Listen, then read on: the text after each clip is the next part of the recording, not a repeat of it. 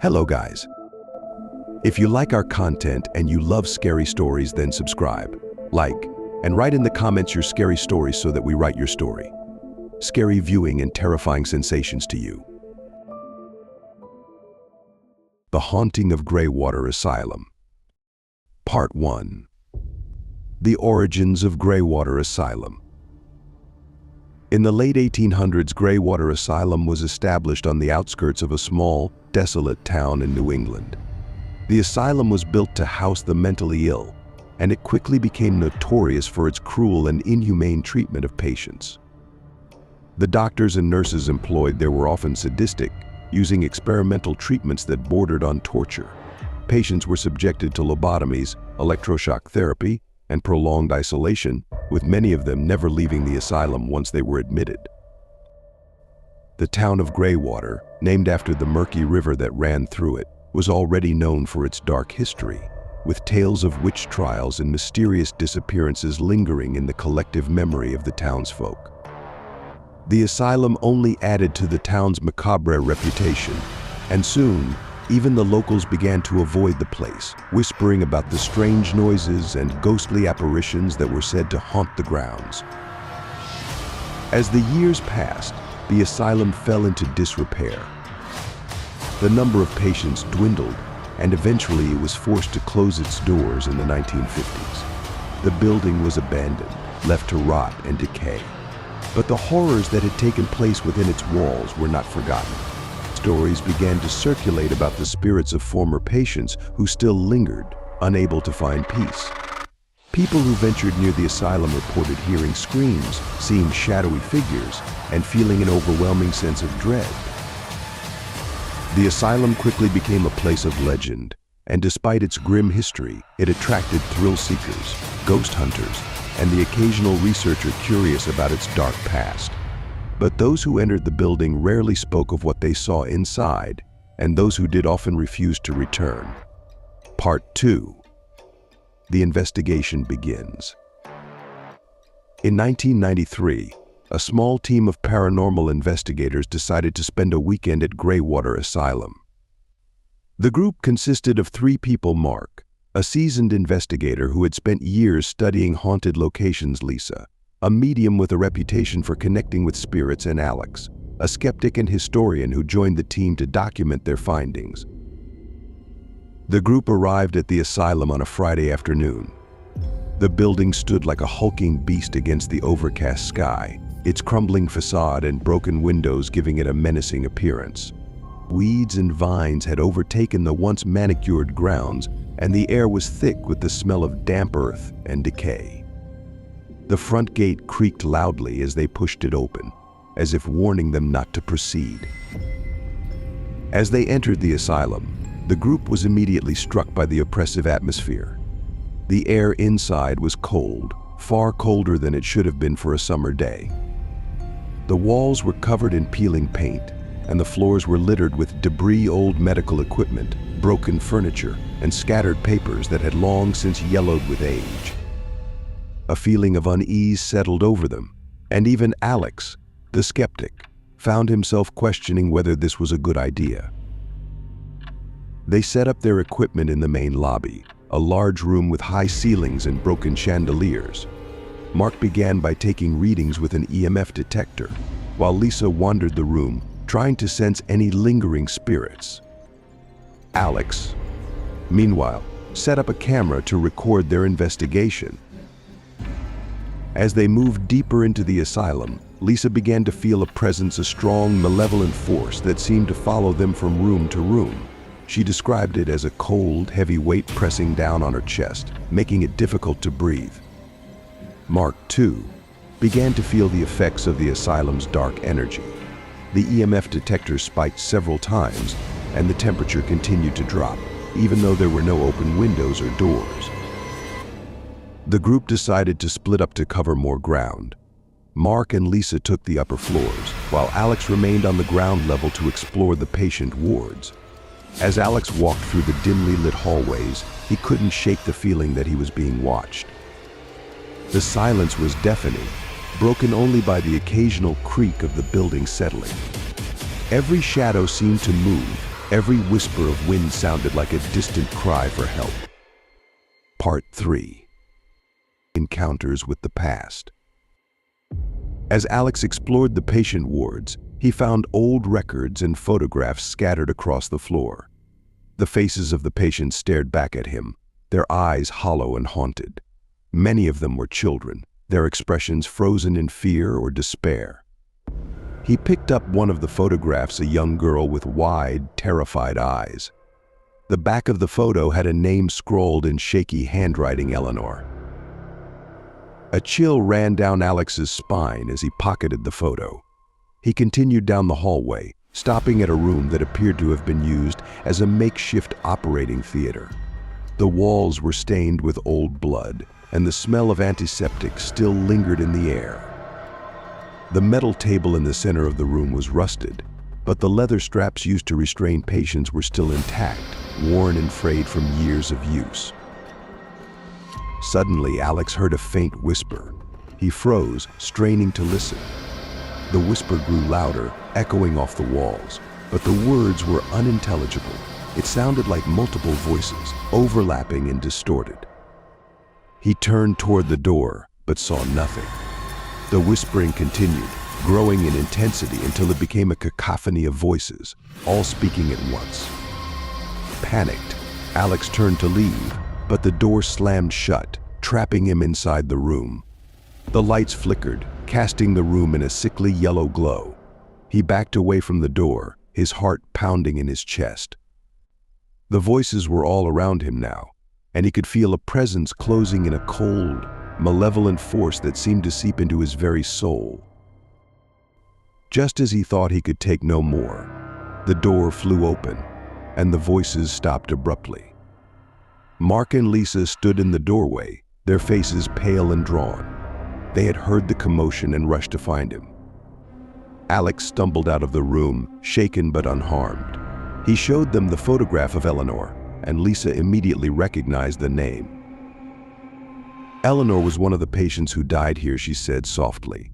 She was only 10 years old. The group decided to leave the patient wards and regroup in the lobby. As they made their way back, Lisa stopped suddenly, her eyes wide with fear. She pointed to a figure standing at the end of the hallway, a young girl in a tattered hospital gown, her long hair covering her face. The girl's head slowly lifted, revealing empty, black eyes that seemed to bore into their souls. Without warning, the girl let out a blood-curdling scream, and the hallway plunged into darkness. The group ran, their footsteps echoing off the walls as they fled back to the lobby. When they finally reached the safety of the main room, the lights flickered back on, and the figure was gone. Part 4. The basement. After their encounter with Eleanor, the group was on edge. They debated whether to continue the investigation, but Mark was determined to find answers. He believed that whatever spirits were trapped in the asylum were trying to communicate with them, and he wanted to help them find peace. Reluctantly, Lisa and Alex agreed to continue. They decided to explore the basement, where the most notorious experiments had been conducted. The stairs leading down to the basement were steep and narrow, and the air grew colder with each step they took. When they reached the bottom, they found themselves in a long, dark corridor lined with metal doors. The smell of dampness and decay was overpowering, and the walls were slick with moisture. Mark led the way, his flashlight cutting through the darkness. They passed several rooms, each one more disturbing than the last. One room contained rusted surgical tools and a large metal tub stained with old blood. Another was filled with rows of narrow beds, each one equipped with leather restraints. The silence was oppressive, and every creak of the floorboards made them jump. As they reached the end of the corridor, they came to a large metal door. It was slightly ajar, and a faint light glowed from within. Mark pushed the door open, revealing a large room filled with old medical equipment. In the center of the room was a large metal cage, its bars thick and rusted. Inside the cage was a figure, a man, hunched over and emaciated, his skin stretched tight over his bones. His eyes were sunken and hollow, and his mouth was twisted in a grotesque grin. He stared at them, unblinking, as they entered the room. Lisa gasped and stepped back, her hand flying to her mouth. The figure looked like a corpse, but it was clearly alive. The man's eyes followed them as they moved around the room, but he made no sound, no movement. It was as if he was trapped in some sort of catatonic state. Mark approached the cage cautiously, trying to get a closer look. As he did, the man's head snapped up, and he let out a low, guttural growl. The sound was inhuman, a deep, rumbling noise that seemed to vibrate through the very walls. Mark stumbled back, and the man began to thrash against the bars, his movements wild and frenzied. The room filled with a sudden burst of cold air, and the lights flickered. The man's growls grew louder, and the walls began to shake. The metal cage rattled violently, and the figure inside seemed to grow more agitated with each passing second. Lisa screamed for them to leave, and Mark grabbed her arm, pulling her toward the door. They ran back down the corridor, the sound of the man's growls echoing behind them. When they reached the stairs, they could still hear the noise, but it was growing fainter, as if it was being drowned out by something else, an eerie, high-pitched wail that seemed to come from deep within the building. Part 5. The Attic. After the terrifying encounter in the basement, the group decided to take a break in the lobby. They were all shaken by what they had seen, and the oppressive atmosphere of the asylum was beginning to take its toll. Mark suggested that they explore the attic next, hoping that it might provide some clues about the asylum's dark history. The stairs leading to the attic were narrow and rickety, and the air grew thick with dust as they ascended. When they reached the top, they found themselves in a large, open space filled with old furniture, boxes of records, and broken toys. The ceiling was low, and the only light came from a small, grimy window on the far wall. As they began to search the attic, Lisa felt a cold breeze brush past her. She shivered, wrapping her arms around herself as she continued to explore.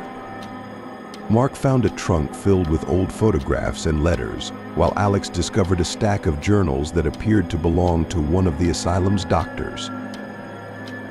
As they sifted through the journals, they uncovered more details about the experiments that had been conducted on the patients. The doctor had written about his attempts to cure the mentally ill through a series of increasingly horrific procedures. He had used the patients as test subjects, performing lobotomies, electroshock therapy, and even experimental surgeries. Many of the patients had died as a result of these experiments, and those who survived were left permanently scarred, both physically and mentally. As they read through the journals, the temperature in the attic began to drop. Lisa felt a presence behind her and turned to see a shadowy figure standing in the corner of the room. The figure was tall and thin, its features obscured by darkness. It watched them silently, its eyes glowing faintly in the dim light. Mark noticed the figure as well and motioned for the others to stay still. The figure remained motionless, its gaze fixed on them. The room was filled with an oppressive silence, broken only by the sound of their breathing. Without warning, the figure began to move toward them, its steps slow and deliberate. The temperature dropped further, and a sense of dread washed over them. Lisa felt a cold hand on her shoulder and screamed, breaking the silence. The figure disappeared, leaving behind only the cold air and the lingering sense of fear. The group quickly gathered their belongings and left the attic, their nerves frayed. As they descended the stairs, they could hear the sound of footsteps behind them echoing in the empty hallway. But when they turned to look, there was no one there. Part 6, The Ghostly Choir. After their experience in the attic, the group decided to investigate the asylum's chapel. The chapel was located in a separate wing of the building, accessible through a long, narrow hallway lined with old wooden pews. The air was thick with the smell of incense, and the faint sound of organ music drifted through the corridor. As they entered the chapel, they were struck by the eerie atmosphere. The walls were adorned with faded religious icons, and the altar was covered in a thick layer of dust. The stained glass windows were cracked and dirty, allowing only a small amount of light to filter through. The organ sat in the corner, its keys covered in cobwebs. Mark approached the organ, curious about the music they had heard. As he touched one of the keys, the sound of the organ filled the room, the notes discordant and jarring. He quickly pulled his hand away, but the music continued to play, growing louder and more intense. Lisa and Alex looked around the chapel, their eyes drawn to the choir loft above them. The loft was shrouded in darkness, but they could hear the faint sound of voices, soft, melodic voices that seemed to be singing a hymn. The sound was both beautiful and haunting, sending chills down their spines. As the music grew louder, the voices in the choir loft became more distinct. They were no longer singing, but crying out in pain, their voices filled with anguish and despair. The sound was overwhelming, and Lisa covered her ears, trying to block it out. The temperature in the chapel dropped, and the air grew thick with a sense of dread. The walls seemed to close in on them, and the voices grew louder, echoing off the walls. Mark shouted for them to leave, but the door they had entered through was now closed, and no matter how hard they pushed, it wouldn't budge. The organ music reached a fever pitch, the notes jumbled and chaotic. The voices in the choir loft wailed in agony, and the room was filled with a deafening roar. Just when they thought they could take no more, the music and voices stopped abruptly, leaving behind an eerie silence. The door creaked open, and the group stumbled out of the chapel, their hearts pounding. They could still hear the faint sound of the ghostly choir as they hurried down the hallway, eager to leave the chapel behind. Part 7, the Children's Ward. The group's next stop was the Children's Ward, a section of the asylum that had been used to house young patients. The ward was located on the second floor, in a secluded wing of the building. The hallway leading to the ward was lined with old, faded drawings and toys that had long since been abandoned. As they entered the ward, they were struck by the overwhelming sense of sadness that permeated the air.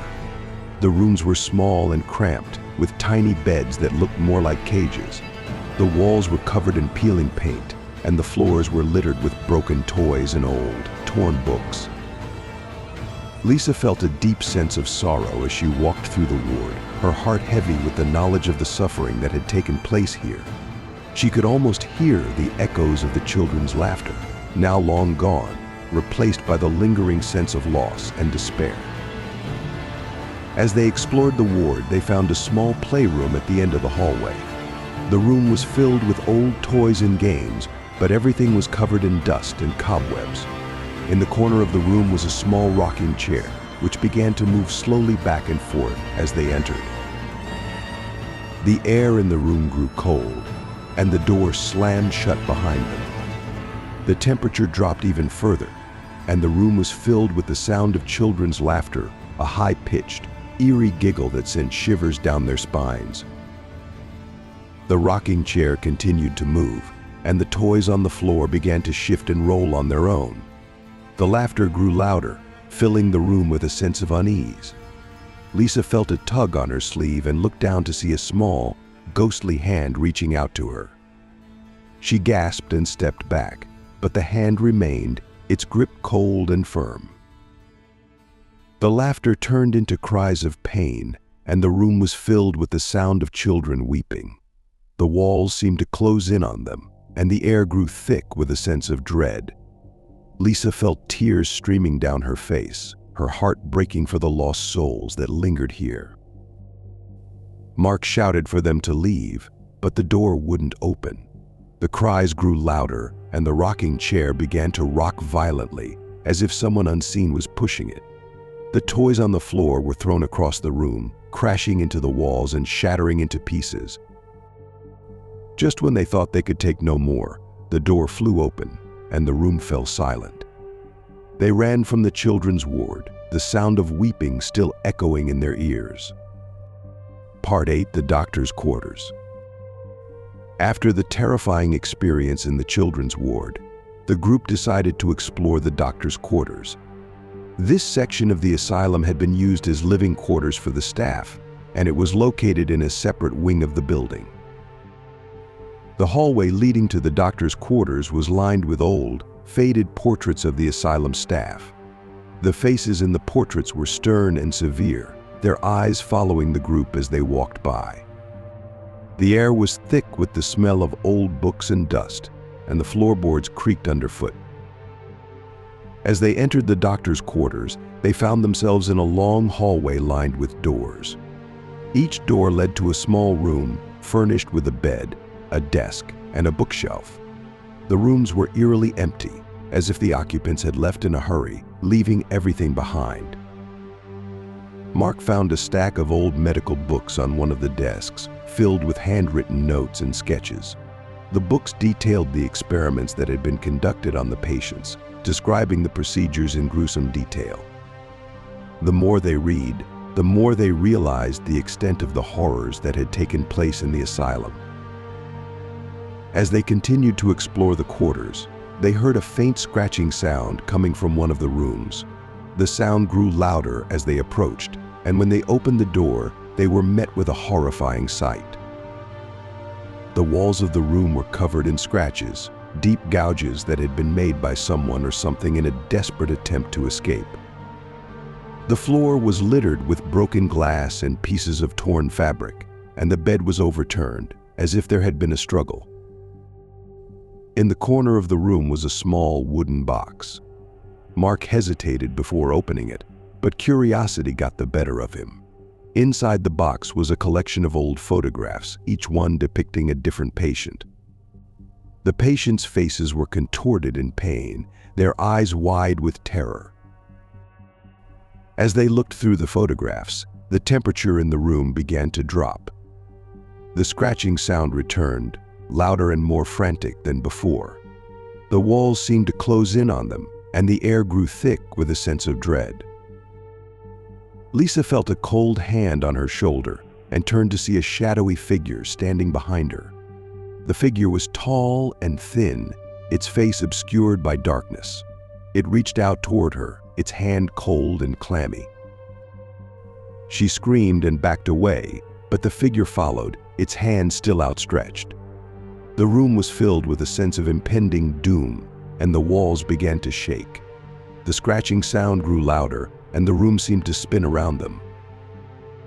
Just when they thought they could take no more, the figure disappeared, leaving behind only the cold air and the lingering sense of fear. Part 9: The Final Night. The group had experienced more than they had ever imagined possible during their time at Greywater Asylum. They had encountered spirits, heard ghostly voices, and felt the oppressive atmosphere that seemed to hang over the building like a shroud. But despite their fear, they were determined to see the investigation through to the end. On the final night of their stay, they decided to revisit some of the most active areas of the asylum in the hopes of capturing more evidence. They started in the main lobby, where they had first set up their equipment. The room was eerily silent, and the air was thick with a sense of anticipation. As they reviewed their recordings from the previous nights, they were shocked to discover that the tapes were filled with strange noises, whispers, footsteps, and distant screams. The images on the camera were distorted, with strange shapes and shadows appearing in the background. Determined to find answers, they decided to split up one last time. Mark and Lisa headed back to the basement, while Alex returned to the attic. The air was thick with tension as they made their way through the dark, empty hallways. In the basement, Mark and Lisa encountered the same cold, oppressive atmosphere that they had felt before. The room with the metal cage was just as they had left it, but this time there was no figure inside. The cage was empty, but the air was thick with a sense of dread. As they moved deeper into the basement, they heard the faint sound of voices, whispers that seemed to come from the walls themselves.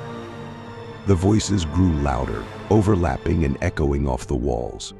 The temperature dropped, and the air grew thick with a sense of impending doom. Suddenly, the lights flickered, and the room was plunged into darkness. Mark fumbled for his flashlight, but when he turned it on, the beam was weak and flickering. The voices grew louder, and the walls began to shake. The air was filled with a deafening roar, and the room seemed to spin around them. Just as they thought they would be overwhelmed, the lights flickered back on, and the voices stopped. The room was silent, but the sense of dread remained. They hurried back to the lobby, their hearts pounding. Meanwhile, in the attic, Alex was experiencing his own terrifying encounter. The attic was just as cold and dusty as it had been before, but this time the sense of unease was even stronger. As he sifted through the old journals and photographs, he heard a faint whisper behind him. He turned, but there was no one there. The whisper grew louder, and he felt a cold breath on the back of his neck. He spun around, but the room was empty. The whispering continued, growing louder and more insistent. Suddenly, the attic was filled with a blinding light, and Alex was thrown to the ground. The light was so bright that he couldn't see, and the whispering turned into a deafening roar. The room seemed to spin around him, and he felt a cold hand on his chest, pressing down with an overwhelming force. Just as he thought he would be crushed, the light disappeared, and the room was plunged into darkness. The whispering stopped, and the air was filled with an eerie silence. Alex stumbled to his feet, shaken but unharmed, and hurried back to the lobby. Part 10: The Aftermath. The group left Greywater Asylum the next morning, their nerves frayed and their hearts heavy with the weight of what they had experienced. They had captured evidence of the paranormal photos, recordings, and video footage, but the memories of what they had seen and felt would stay with them for the rest of their lives. As they drove away from the asylum, they couldn't shake the feeling that they were being watched. The building loomed in the distance, a dark silhouette against the gray sky. The sense of dread that had hung over them during their stay lingered, even as they put miles between themselves and the asylum. When they reviewed their evidence, they were shocked by what they found. The recordings were filled with strange noises, whispers, footsteps, and distant screams. The images on the camera were distorted, with strange shapes and shadows appearing in the background. The video footage showed flickering lights, objects moving on their own, and shadowy figures that seemed to materialize out of thin air. But the most chilling discovery was the photograph that Alex had taken in the attic. The photo showed a figure standing in the corner of the room, its face obscured by darkness. The figure's eyes were glowing faintly, and its hand was reaching out toward the camera. The sight of it sent chills down their spines, and they knew that they had captured something truly terrifying. Despite the evidence they had gathered, the group agreed that they would never return to Greywater Asylum. The experience had been too much, and the memories of what they had seen and felt were too vivid to be forgotten. They knew that the spirits of Greywater Asylum would never find peace, and that the building would remain a place of darkness and fear for anyone who dared to enter. Years later, the asylum was finally demolished, its crumbling walls and decaying rooms reduced to rubble. But even as the building was torn down, the legend of Greywater Asylum lived on. People still whispered about the haunted asylum on the outskirts of town, and those who had ventured inside never forgot the feeling of cold hands on their shoulders, the sound of ghostly voices in the darkness, and the overwhelming sense of dread that seemed to hang in the air. For Mark, Lisa, and Alex, the experience was a reminder that some places are better left undisturbed. They had witnessed the horrors of Greywater Asylum firsthand, and they knew that the spirits trapped within its walls would never rest. The haunting of Greywater Asylum was real, and it was something they would carry with them for the rest of their lives.